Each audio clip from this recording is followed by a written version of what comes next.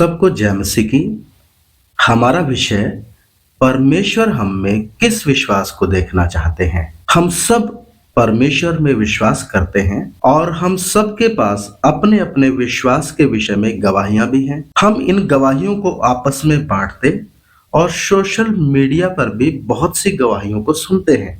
मरकुस 11 अध्याय उसका 20 से लेकर 22 में यदि हम पढ़ें, फिर भोर को जब वे उधर से जाते थे तो उन्होंने उस अंजीर के पेड़ को जड़ तक सूखा हुआ देखा। पतरस को वह बात स्मरण आई और उसने उससे कहा, हे रब्बी, देख, यह अंजीर का पेड़ जिसे तूने श्राप दिया था सूख गया है। यीशु ने उसको उत्तर दिया, परमेश्वर पर विश्वास रखो। यहाँ हम देखते हैं कि एक दिन पहले, इस घटना से एक दिन पहले यीशु ने इस अंजीर के पेड़ को श्राप दिया। एक दिन बाद आज पतरस और बाकी चेले इस पेड़ को देखकर आश्चर्यचकित हैं। वो अचंभित होकर यीशु को इस विषय में बताते हैं कि प्रभु, देख, ये पेड़ सूख गया है, जिसे तूने श्राप दिया था, ये पेड़ सूख गया है। लेकिन यीशु मसीह चेलों को बोलते हैं कि परमेश्वर में विश्वास रखो। हम यहाँ थोड़ा सा चेलों के विश्वास को भी देखेंगे।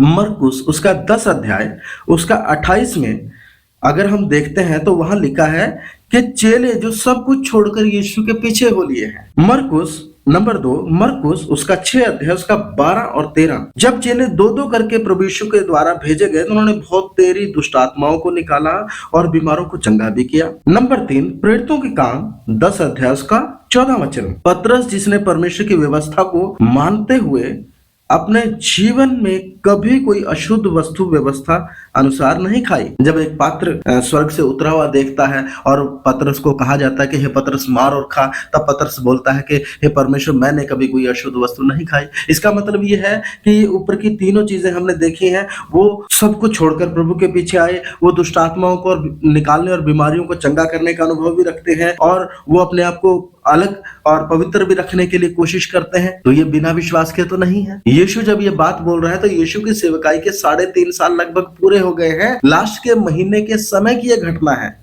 जो सूखे हुए पेड़ के विषय में यीशु और चेलों के बीच में बात चल रही है।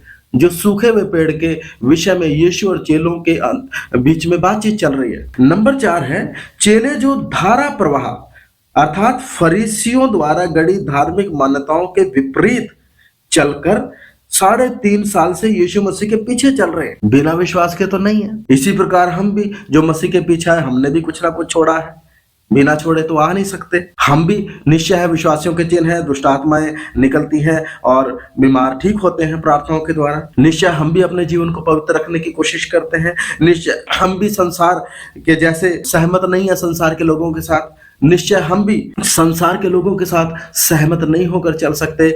उनके विपरीत हम परमेश्वर के वचन के आधार पर चलते हैं। उनके उलट जो जीवन है, जो परमेश्वर के वचन के आधार पर है, उसको हम जीते हैं। ये सब है तो भी परमेश्वर प्रभु यीशु मसीह क्या बोलते हैं? परमेश्वर पर विश्वास रखो। मरकुस 11 अध्याय उसका 23 वचन, मैं तुमसे सच कहता हूं कि जो कोई इस पहाड़ से कहे तू उखड़ जा और समुद्र में जा पड़ और अपने मन में संदेह ना करे वरन प्रतीति करे कि जो कहता है वह हो जाएगा, तो उसके लिए वही होगा। जो कहता हो जाएगा, इसको भी हम थोड़ा देख लें। ये मतलब नहीं है इसका कि हम कुछ भी कहें वो हो जाएगा, बल्कि हमारा कहना। मरकुस 14 अध्याय उसका 36 वचन, गतसमनी में जब यीशु मसीह प्रार्थना कर रहा है, हे पिता, हो सके तो ये प्याला, ये कटोरा मुझसे टल जाए, तो भी मेरी नहीं तेरी इच्छा पूरी हो। मतलब हमारे जीवन की अंतिम इच्छा परमेश्वर की इच्छा को पूरा करना हो, चाहे हम जीवित रहें या मर जाएं। मत्ती 6 अध्याय उसका 9 और 10 वचन, इसमें लिखा है कि हे पिता, जैसे स्वर्ग में तेरी इच्छा पूरी होती है, पृथ्वी पर भी हो। मतलब हमारे जीवन में, हमारे अंतःकरण में परमेश्वर की इच्छा को पूरा करने का जज्बा होना चाहिए। इस वचन में बने रहकर जो कुछ हम बोलते हैं, वचन कहता है यदि तुम मुझ में और मेरा वचन तुम में बना रहे तो जो चाहो मांगो तुम्हारे लिए हो जाएगा। तो इन वचनों के आधार पर, परमेश्वर के वचन के अनुसार जब हम निसंदेह रूप से मांगते हैं, पवित्र आत्मा के अनुसार मांगते हैं, तभी वो संभव है। अब यहाँ जो पहाड़ है वो जैतून पर्वत है, समुद्र है वो मृत सागर है, डेड सी है। जैतून पर्वत से समुद्र सामने दिखता है। यीशु एक जीवित उदाहरण इनके सामने रख रहे हैं। कि तुम इस पहाड़ को बोलो विश्वास करके तो ये उस समंदर में जाके गिर जाएगा। लेकिन क्या ये अतिशयोक्ति है? हाँ जी, ये मनुष्यों के लिए अतिशयोक्ति हो सकता है, लेकिन परमेश्वर के लिए अतिशयोक्ति नहीं है। इसलिए प्रभु कहते हैं कि तुम विश्वास करो, ये करना संभव है। ये बढ़ा चढ़ाकर बात कहकर सिखाने का विषय नहीं है, बल्कि सच में ऐसा संभव है। क्योंकि अगर संभव ना होता तो मिस्र से जब इज़राइल चला है तो समंदर रास्ता ना देता उनको। यहोशू जब लड़ाई लड़ रहा है तो सूरज को वो रोक ना देता। ये घटनाएं विश्वास के बिना नहीं घट सकती। मरकुस 11 अध्याय उसका 24 वचन कहता है, इसलिए मैं तुमसे कहता हूं कि जो कुछ तुम प्रार्थना करके मांगो तो प्रतीति कर लो कि तुम्हें मिल गया और तुम्हारे लिए हो जाएगा। तो विश्वास क्या है? इब्रानियों 11 का 1 में लिखा है, विश्वास आशा की हुई वस्तुओं का निश्चय और अनदेखी वस्तुओं का प्रमाण है। तो आशा की हुई वस्तुएं अनदेखी वस्तुओं का प्रमाण, जो नहीं देखा उनका प्रमाण है। यीशु जब पेड़ को श्राप दे रहे हैं तो उस समय यीशु चेलों की तरह कल की इंतजार नहीं कर रहे हैं कि कल देखेंगे तो पता चलेगा कि श्राप मैंने जो दिया था पूरा हुआ नहीं हुआ। यीशु ने जब श्राप दिया है उस पेड़ को, वो जो इज़राइल का प्रतीक है, अनाज्ञाकारिता के कारण जो दंड का भागी इज़राइल ठहरा है, उसके प्रतीक के तौर पर श्राप दिया गया है। तो यीशु कल का इंतजार नहीं कर रहे हैं। यीशु जब श्राप दिया है तो उस पेड़ को उसी समय आत्मा में सूखा हुआ देख रहे हैं। मतलब विश्वास क्या है? अनदेखी वस्तुओं को देखना। हरा पेड़ है लेकिन उसको सूखा करके देख रहा है। विश्वास यही है, अनदेखी वस्तुओं का प्रमाण है। चेले अगले दिन देखेंगे, चेले अगले दिन आश्चर्यचकित होंगे, लेकिन जिसने शाप दिया है या जो भी व्यक्ति प्रार्थना करता है वो उसी समय विश्वास से भरा होता है और ये मान लेता है कि मुझे मिल गया।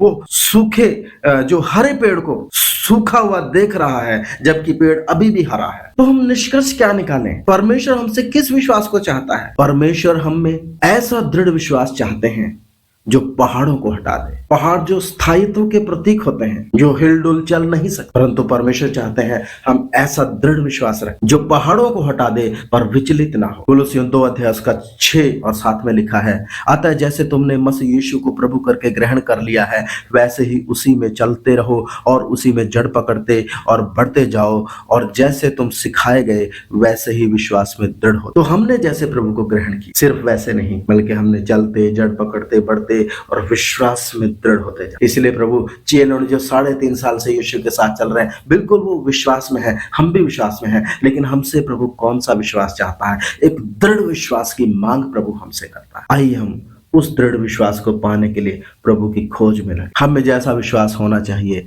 वैसा तो नहीं दिखाई, लेकिन जो मनुष्य के लिए संभव है परमेश्वर के लिए संभव है। हम परमेश्वर में विश्वास करें तो सब कुछ संभव। आइए प्रार्थना करें। प्रभु हमें इसी विश्वास में जो आप चाहते हैं बढ़ने के लिए कृपा। एक एक जो सुनने वाला है इस विश्वास को धारण करे, यीशु मसीह के नाम में, आमीन।